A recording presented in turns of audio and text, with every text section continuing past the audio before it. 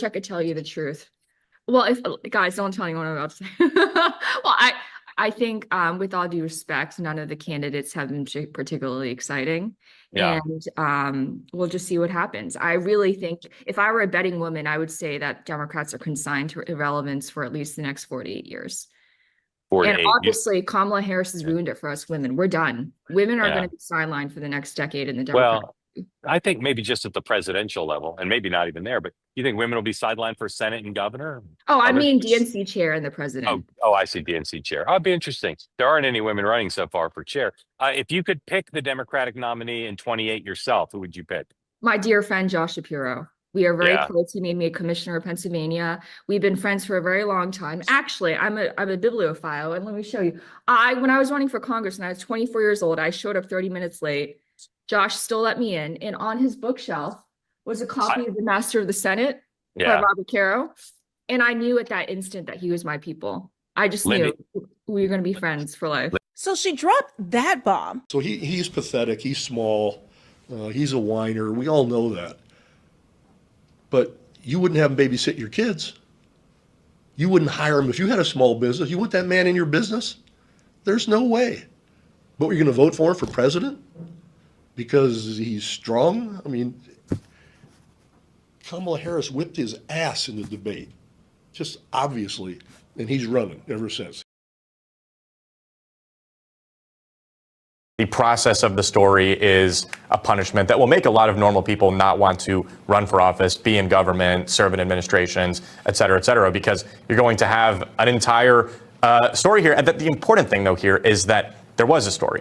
It was that West Point lied on the record to ProPublica, and ProPublica said, all right, well, I guess there's no story here, and we're just going to not cover people in power, which I guess is what you think journalism should be. It's not what it is. ProPublica is an outlet of, by, and for the Democratic Party and its billionaire backers. Yeah, But coming up, President Trump's border czar says Chicago's mayor sucks.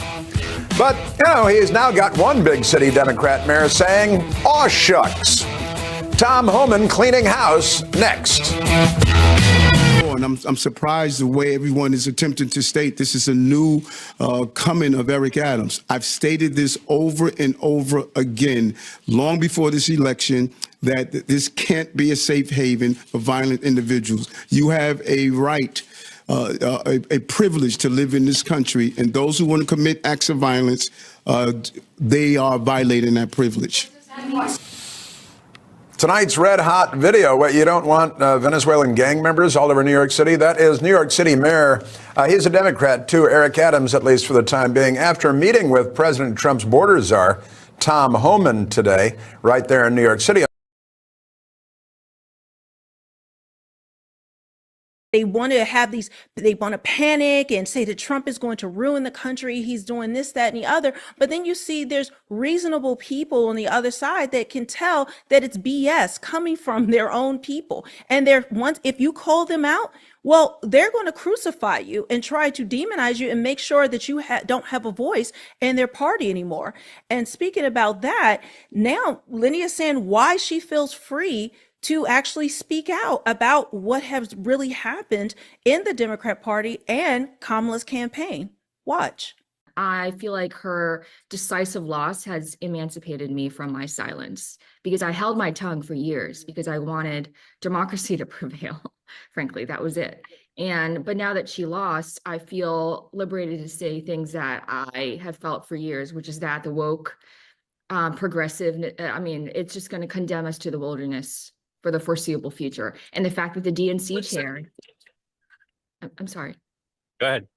The DNC chair, Jamie Harrison, just last week doubled down on identity politics. This is a losing approach, and he's still going full steam ahead. There's no remorse, no introspection, not to mention the fact, you had Kamala Harris campaign senior advisors on the Pod Save America show, not demonstrating any sort of circumspection or self-analysis, and not taking any responsibility for doing things like spending $2.5 million in production costs, quote unquote, on Oprah, spending millions of dollars on five-star hotels for campaign staffers, putting her face on the Sphere for $450,000 a night. My donors donated anywhere from $10 to $25 of their hard-earned money to $1 million. Some of them paid in installments because it was difficult for them. They believed in the vision of America that Kamala Harris is espousing and democracy. They feel hoodwinked. They are devastated. And it's just, I've been punished for what I've said in the last couple of months. This is the first time actually that I haven't been invited to the White House holiday party or the Naval Observatory.